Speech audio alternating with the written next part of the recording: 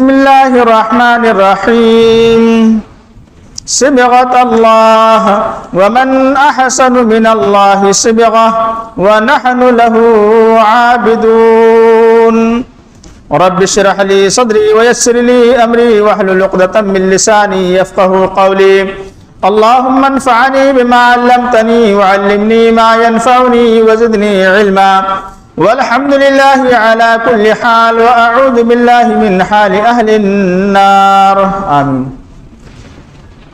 محترم سامعین کرام، نوجوانان قوم و ملت، خطبہ مسنونہ عربی کے بعد آخر میں نے سورہ بقرہ کی آیت نمبر 138 آپ حضرات کے سامنے تلاوت کی ہے۔ اسی آیت کریمہ کو آج کے خطاب کا موضوع بنانا ہے۔ ترجمہ سماعت کیجئے۔ اللہ عز و جل نے ارشاد فرمایا صبغۃ اللہ، یہ اللہ رب العالمین کا رنگ ہے، یا آپ یوں کہہ سکتے ہیں اللہ رب العالمین کے رنگ کو اختیار کرو۔ ومن احسن من اللہ صبغۃ، اور اللہ رب العالمین سے زیادہ بہتر رنگنے کے اعتبار سے اور کون ہو سکتا ہے؟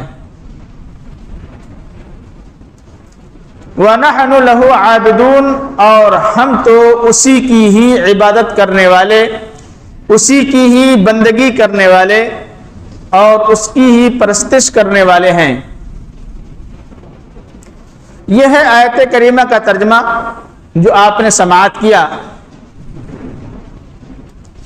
اس سے پتہ یہ لگا کہ اللہ رب العالمین کا رنگ کیا رنگ ہے، اور اس سے زیادہ بہتر کوئی دوسرا رنگ نہیں ہو سکتا۔ اس سے مراد اللہ رب العالمین کی کیا ہے، وہ ہم سے اور آپ سے خطاب کیا کرنا چاہتا ہے، اور اپنے بندوں کو وہ دینا کیا چاہتا ہے، بتانا کیا چاہتا ہے۔ مفسرین کرام نے لکھا ہے کہ یہاں اللہ رب العالمین کے رنگ سے مراد ہے اللہ رب العالمین کا دین، اللہ رب العالمین کا دیا ہوا مذہب۔ اور دین یہ مکمل، آپ ایک جملہ یاد رکھیے، یہ مذہب اسلام، یہ دین اسلام پوری مکمل انسانی زندگی کا ایک آئیڈیالوجی ہے، اور پوری انسانی زندگی کو گزارنے کا طریقہ ہے۔ یعنی انسان مکمل اپنی زندگی پیدائش سے لے کر کے مرنے کے وقت تک اپنی زندگی کیسے گزارے، کیا کیا وہ کرے، اسے کیا کرنا چاہیے، کیا نہیں کرنا چاہیے، اس مذہب اسلام میں مکمل اس کو ہدایات دی گئی ہیں انسانوں کو، اور پوری طریقے سے واضح کیا گیا ہے کہ تمہیں یہ کام کرنے چاہیے، یہ تمہارے کرنے کے ہیں۔ اللہ عز و جل نے دوسرے مقام پر ارشاد فرمایا ان الدین عند اللہ الاسلام،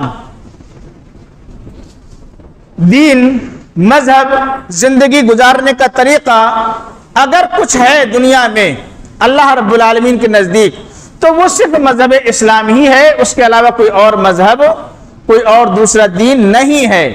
صرف دین اسلام ہی ایک ایسا دین ہے جو سب سے زیادہ اچھا اور سب سے زیادہ بہتر مذہب ہے۔ مسلمان اس دین کو اپنی زندگی میں فالو کریں یا نہ کریں، مانیں یا نہ مانیں، عمل کریں یا نہ کریں، یہ وہ اپنی مرضی سے کر رہے ہوں گے، ورنہ سب سے اچھا دین، سب سے بہتر دین مذہب اسلام ہی ہے۔ اور اسی کو اختیار کرنے کے لیے اللہ عز و جل نے خود مسلمانوں سے مطالبہ کیا، اور کیسے کہا جانتے ہیں؟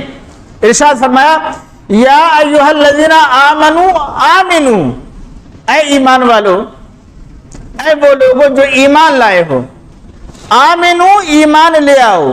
یعنی کہ اب کیا مطلب ایمان لے آؤ؟ مطلب یہ ہے کہ اس اسلام کے اوپر، اس مذہب کے اوپر، اس دین پر تم مکمل طریقے سے عمل پیرا ہو جاؤ۔ ادخلوا فی السلم کافہ، آپ اسی اسلام میں مکمل داخل ہو جائیں کا مطلب یہ ہے کہ آپ اسی پر عمل کریں. یہی سب سے اچھا دین ہے، اس سے زیادہ بہتر دین نہیں ہے. قرآن مجید کی مختلف آیات سے اور مختلف جگہوں سے میں نے آپ کو یہ ثابت کیا کہ یہ دین اسلام ہی سب سے اچھا دین ہے، اسی پر عمل پیرا ہونا چاہیے. 1400 سال سے کائنات و دنیا کے لوگ دیکھتے آ رہے ہیں.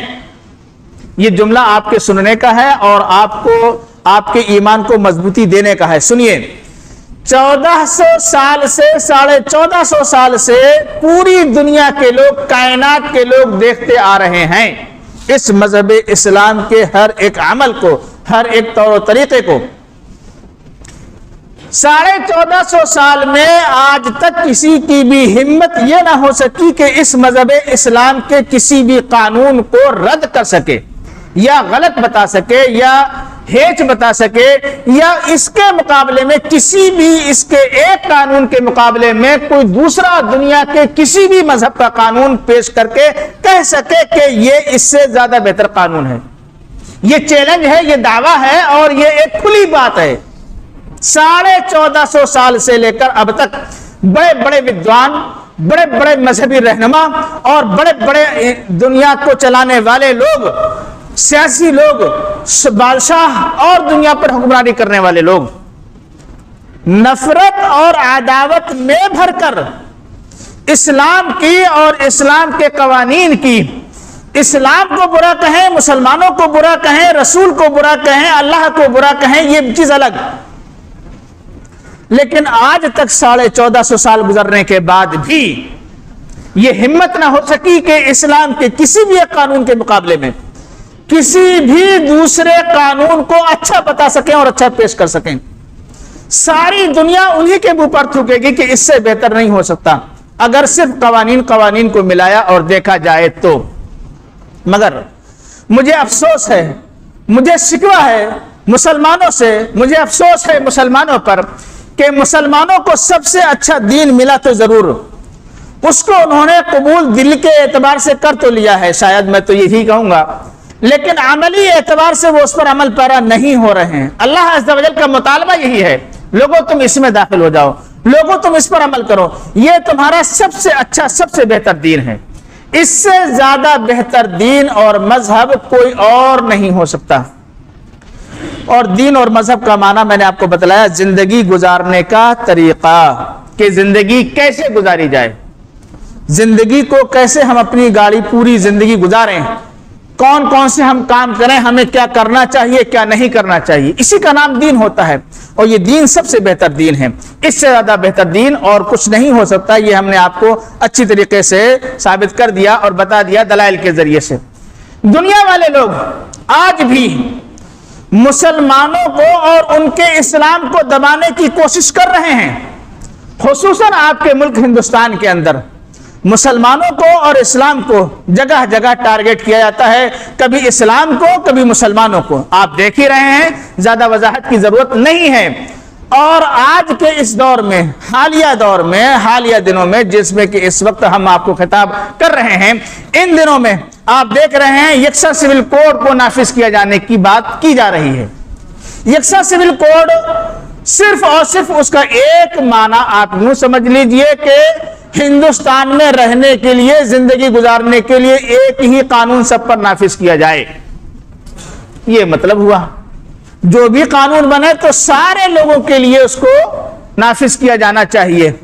اس سے ٹارگیٹ کرنا چاہتے ہیں بظاہر دو چیزوں کو، مسلمانوں کو اور ان کے اسلام کو، کہ انہیں ان کے اسلام پر عمل پیرا نہ ہونے دیا جائے، مسلمانوں کو کسی طریقے سے دبا دیا جائے، کمزور کر دیا جائے.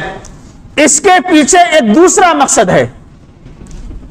ایسا کر کے ایک دوسرا مقصد ہے کہ آنے والے وقت میں سن 2024 میں وہ الیکشن جیتنا چاہتے ہیں اور گدی پر، حکمران کی گدی پر اور حکومت کی گدی پر دوبارہ سے قابض ہونا چاہتے ہیں، پھر سے بیٹھنا چاہتے ہیں. ان کا یہ مقصد ہے. صرف اس مقصد کے پیش نظر اسلام اور مسلمانوں کی دشمنی میں اس مسئلے کو اچھال رہے ہیں. مسلمانوں کی سوجھ بوجھ کھو گئی ہے, ماری گئی ہے. مسلمانوں کی عقل بھی کبھی کبھی جواب دے جاتی ہے اور صحیح طریقے سے وہ اس کو سوچ نہیں سکتے یا عمل کر نہیں پاتے ہیں.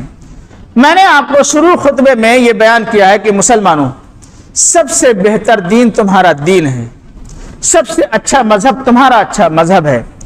کاش کے مسلمانوں نے اس پر عمل کیا ہوتا اور ہندوستان کی آبادی کو, ہندوستان کے لوگوں کو, غیر مسلموں کو یہ بتایا, یہ دکھایا ہوتا, یہ ثابت کیا ہوتا کہ ہمارے مذہب کے اصول اور قوانین یہ ہیں جن قوانین پر چل کر کے تم خود باعزت ہوتے, تم خود سربلند ہوتے, تم خود امن سکون اور چین میں ہوتے, اور ہندوستان کے غیر مسلمین دیکھ کر کے جتنے بھی ہیں اسلام کے علاوہ, مسلمانوں کے علاوہ اقوام, سب دیکھ کر کے تمہارے طرز عمل کی شاید کاپی کرتے یا وہ اس کو ٹھکرا نہ پاتے یا اس کو وہ غلط کہہ نہ پاتے.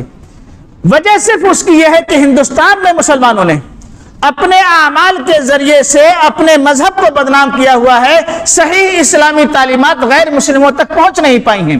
اس بنیاد پر وہ اسلام کو سمجھ نہیں رہے ہیں اور اسلام کو وہ دبانے اور اسلام کو بدنام کرنے کی کوشش کر رہے ہیں کہ یہ مسلمان ایسا ہوتا ہے.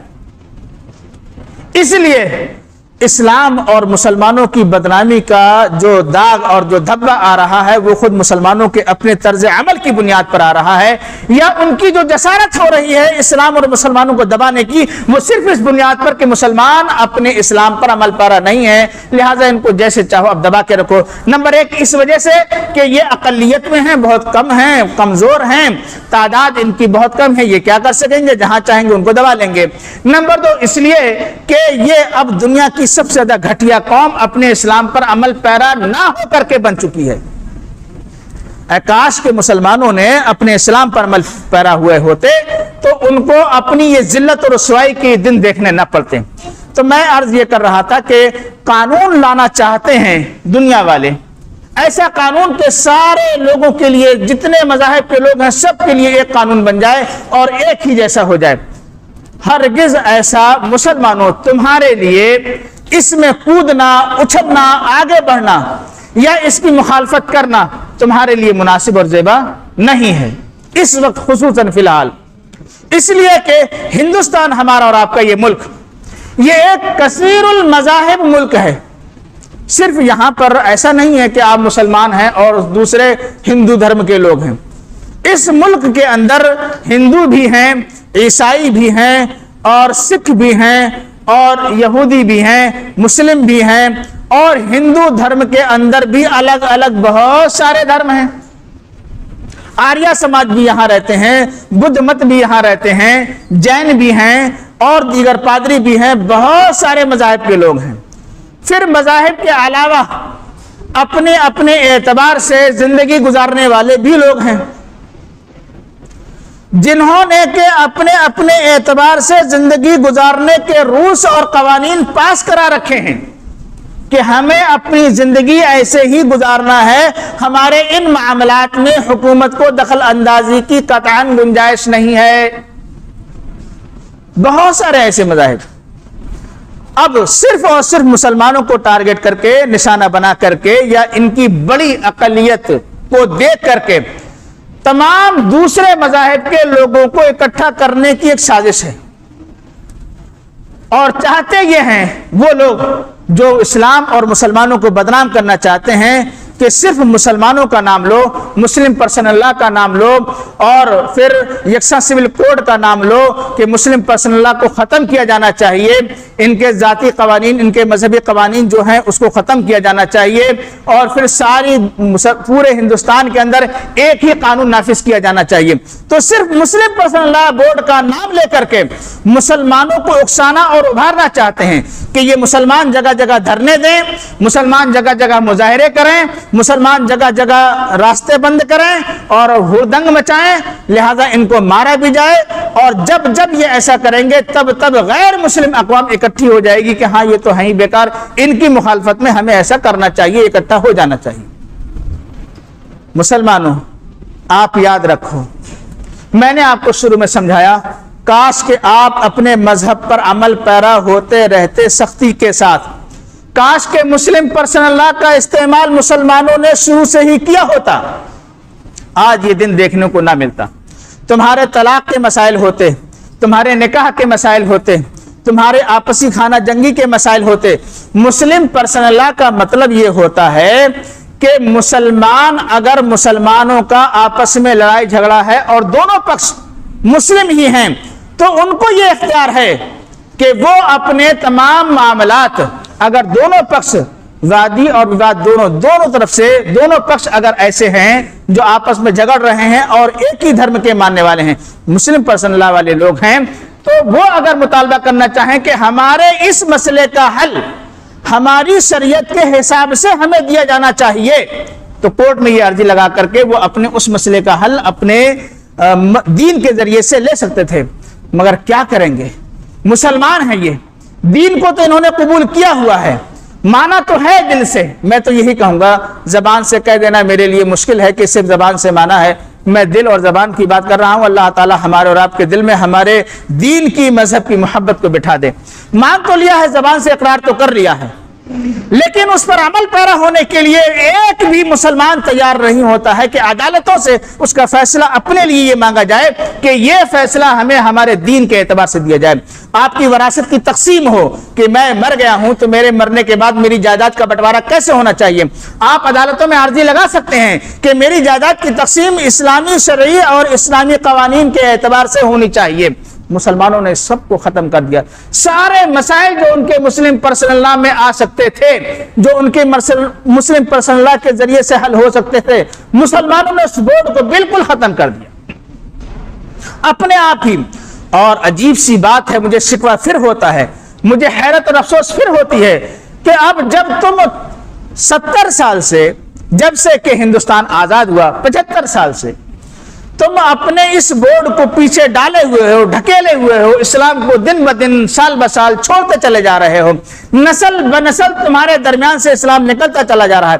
اگرچہ کہ علماء اسلام اور علماء دین آپ کو کتنی بھی تاکید کر رہے ہیں، کتنا بھی سمجھا رہے ہیں، کتنا بھی دعوت دے رہے ہیں، کتنا بھی آپ کو آپ کے اسلام کی جانب بلا رہے ہیں، مسلمانوں کی سمجھ میں نہیں آ رہا ہے کہ ہمیں اپنا دین اختیار کرنا چاہیے۔ ہمارے دین کے اختیار کرنے میں ہی ہماری دنیا اور آخرت دونوں کی بھلائی ہے۔ رسول اللہ صلی اللہ علیہ وسلم نے ارشاد فرمایا تھا، جانتے ہیں حضرات، فرمایا تھا اپنے مکہ کے غیر مسلموں کو، کافروں کو، کٹر پنتھیوں کو ارشاد کر کے، حکم کر کے، اور ان کو مخاطب کر کے کہا تھا، یا ایھا الناس قولوا لا الہ الا اللہ تفلحوا تملکوا العرب والعجم، اے لوگو تم لا الہ الا اللہ کہہ لو، یعنی کہ اس کلمے کے تمام مقتضیات پر عمل پیرا ہو جاؤ، جو یہ کلمہ چاہتا ہے، یعنی اسلام کے تمام احکام و فرامین پر تم عمل پیرا ہو جاؤ، جو اللہ تعالیٰ تمہیں اس احکام و فرامین دے گا، تفلحو تم کامیاب ہو جاؤ گے، تملک العرب والعجم، دنیا اور عجم، عرب اور عجم، پوری دنیا کے مالک تم ہو جاؤ گے۔ اس سے بھی بڑھ کر دنیا میں بھی تمہاری کامیابی اور آخرت میں بھی تمہاری کامیابی ہوگی۔ مگر مسلمانوں نے اپنے اس دین کو ایسا پسے پش ڈالا، ایسا پسے پش ڈالا کہ اس کے کسی بھی ایک حکم پر عمل پیرا ہونے کے لیے خود سے تیار نہ ہوئے۔ آپ کا ملک ہندوستان آزاد ہوا، آزاد ہونے کے بعد اس قوانین بنے، ان قوانین میں یہ شک رکھی گئی کہ مذاہب کے اعتبار سے ان کو پرسنل لا دیا جانا چاہیے۔ صرف مسلمانوں کو نہیں، ہندوؤں کو بھی پرسنل لا ہے، مسلمانوں کا بھی پرسنل لا ہے، عیسائیوں کا بھی پرسنل لا ہے، دیگر اور مذاہب کے لوگوں کا بھی پرسنل لا ہے، ہر ایک مذہب کا الگ الگ پرسنل لا ہے، صرف آپ کے لیے نہیں۔ مگر آج آپ نے 70 سالوں سے اپنے پرسنل لا کو کھو دیا، ڈھکیل دیا اور ختم کر دیا، خود سے اس پر عمل پیرا نہ ہوئے، اور آج گورنمنٹ یہ کہہ رہی ہے کہ بھئی اب اس کو ختم ہی کر دو، جب اس کی ضرورت نہیں ہے تو اس کو ختم کرو۔ وہ نام تو لے رہی ہے آپ کا، آپ کے مذہب کا، دین کا بھڑکانے کے لیے، اپنا ایک سیاسی فائدہ حاصل کرنے کے لیے۔ سچ یہ ہے کہ ختم آپ نے کیا ہے، آپ اپنی ذمہ داری کو یہ مانیے، آپ اپنی کوتاہی کو قبول کیجئے، نہ کرو مت کرو آپ جانو، لیکن سچ یہ ہے جو میں آپ کو بتلا رہا ہوں کہ گورنمنٹ سے پہلے اس مسلم پرسنل لا کو ختم کرنے کے ذمہ دار مسلمان ہیں، گورنمنٹ سے پہلے اس مسلم پرسنل لا کو ختم کرنے کے ذمہ دار آپ ہیں، گورنمنٹ سے, حکومت سے پہلے اس مسلم پرسنل لا کو, مسلمانوں کو, اسلام کو, دین کو ختم کرنے کے ذمہ دار آپ خود ہیں. جتنی بار چاہیں آپ کہیں, کہلوائیں مجھ سے, میں اتنی بار کہتا رہوں گا, اور آپ ایک بار بھی رد نہیں کر سکتے. اور افسوس اور حیرت تو مجھے اس بات پر ہے بھائی, اس سے بڑی حیرت اس بات پر ہے کہ اب جب وہ ختم کر رہے ہیں تو آپ تڑپ رہے ہیں, آپ چیخ رہے ہیں, آپ چلا رہے ہیں, جس کا سیاسی فائدہ انہی کو دے رہے ہیں. بھئی اب آپ کے تڑپنے, چیخنے, چلانے کا, دھرنے اور مظاہرے کرنے کا کیا مقصد رہ گیا ہے؟ بھئی کیا بات ہے؟ کیوں آپ ایسا کر رہے ہیں؟ انہوں نے تو 70 سال سے آپ سے نہیں کہا تھا ایسا مت کرو, ایسا مت کرو, ایسا مت کرو. وہ تو آپ کو اجازت دیے ہوئے تھے کہ آپ کریں, آپ کریں, آپ کریں. نہیں کر رہے ہو تو پھر کیا کریں گے؟ انہوں نے اس کو ہٹا کے ختم کرنا چاہا اپنا سیاسی فائدہ حاصل کرنے کے لیے. اور یہ بھی بتا دوں, وہ ایسا کر نہیں سکیں گے کسی بھی صورت میں. کوئی بھی کسی بھی شکل سے, کسی بھی صورت سے, کتنی بھی کوششیں کر لیں, وہ آپ کے مسلم پرسنل لا کو ختم نہیں کر سکیں گے. اگر کریں گے ختم تو پہلے ختم کرنے سے پہلے ان کو دوسرے مذاہب کے پرسنل لا ختم کرنے ہوں گے. یا پھر بھئی ایسے ہو سکتا ہے کہ نہیں بھئی دوسرے مذاہب کے پرسنل لا تو باقی رکھے جائیں اور صرف مسلم پرسنل لا ختم کیا جائے, تو بات الگ ہے. اور اس کی بھی ذمہ داری آپ پر ہوگی کہ آپ نے آج تک اپنے مذہب پر عمل کیا ہی نہیں. جیسے کہ اس کی مثال میں دوں, دھارا 370 کو ہٹایا گیا جو کشمیر کے لیے بطور خاص تھی, صرف اور صرف. وہ ایک مسلم اسٹیٹ ہے, مسلم جگہ تھی, مسلم صوبہ تھا, صرف اور صرف مسلم.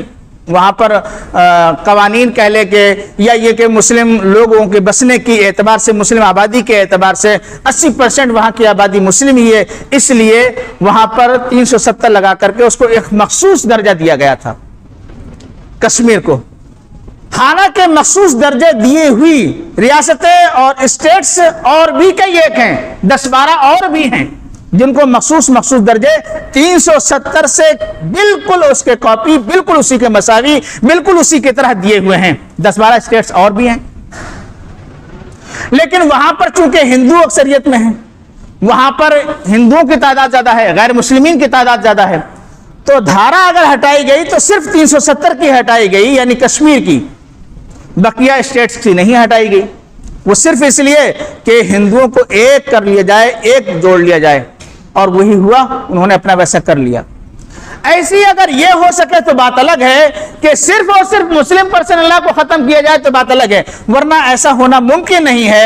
لیکن اگر ایسا کریں گے بھی وہ, تو ہمارا اور آپ کا طریقہ یہ ہونا چاہیے کہ بجائے دھرنے کے, بجائے محاذرے کے, مظاہرے کے, اور بجائے ادھر ادھر ہوڑدنگ کرنے کے, اور لوگوں کو ورگلانے کے, بہکانے کے, اور لوگوں کے درمیان اپنی باتوں کو بے ڈھنگا پن سے رکھنے کے, ہونا یہ چاہیے کہ لوگ شائستہ طریقے سے, اخلاقی انداز میں اپنا میمورنڈم پیش کریں, جمعیتیں پیش کریں, مسلمانوں کی جو تنظیمیں ہیں وہ پیش کریں, اپنے افسران ذمہ داران کے یہاں, چاہے وہ ضلعی لیول کے ہوں, چاہے وہ اسٹیٹ لیول کے ہوں, چاہے کہ وہ اور ملکی لیول کے ہوں, یہ جتنی بھی مسلمانوں کی تنظیمیں ہیں, ہر تنظیم الگ الگ اعتبار سے, دیوبندی الگ, بریلوی الگ, اہل حدیث الگ, اور پھر ان میں کے الگ جماعت اسلامی کے لوگ الگ, اور دیگر مذاہب کے اور دیگر جماعتوں کے لوگ الگ الگ,